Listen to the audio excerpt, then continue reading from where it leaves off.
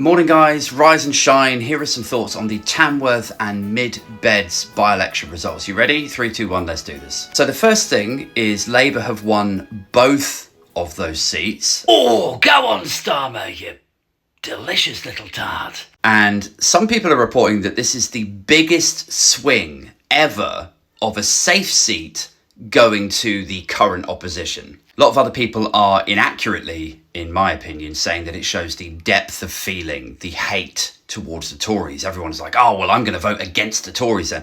I don't think that appears to be what has happened here. A lot of people from Mid-Bedfordshire saying like the Tory voters just stayed home. They just did not go out to vote. And this is a very similar anomaly as what took place in the 2017 election with Jeremy Corbyn's Labour. You think back to that period and how the results to that were reported, it was like, oh, Boris Johnson has won the Red Wall. You know, there's lots of video footage of him hanging out with ex-miners and people going like, I've never voted Tory. Oh, my granddad had turned in his grave, but I couldn't bring myself to vote for Corbyn and get Brexit done. I love Boris. But actually, the reality of that election was that, I mean, I'm sure that did happen a little bit here and there, but for the most part, it was just Labour voters didn't leave their houses, go out and vote. And that allowed the Tory vote to just inch it and just win those seats. Do you know what I mean? Now, sometimes this sort of result is portrayed as, oh, well, Labour didn't really win then. You know, it's just the Tories just stayed home. They didn't really win people over. But you know what?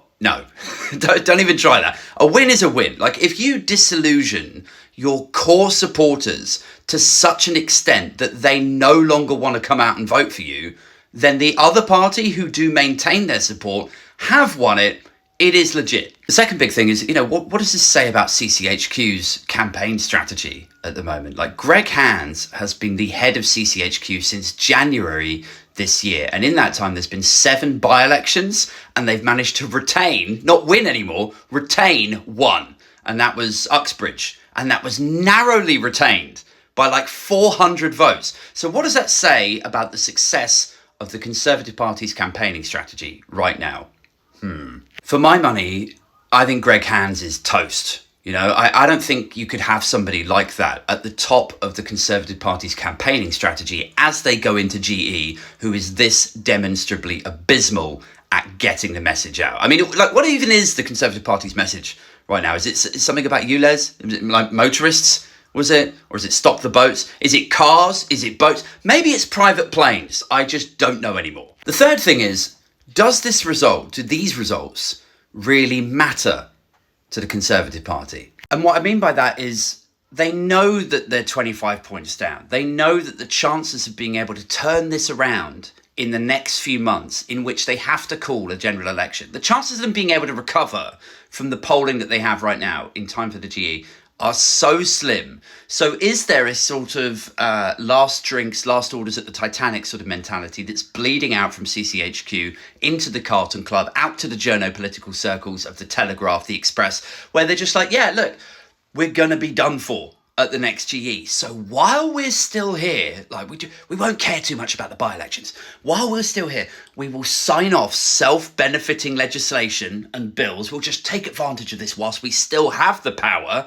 And if anyone says anything, we'll just distract them. We'll just, oi, Lee, say something stupid, quick. So yeah, I don't think by-election defeats like this, although they are crushing and humiliating for those who are campaigning, like Greg Hands, like the candidates who are involved.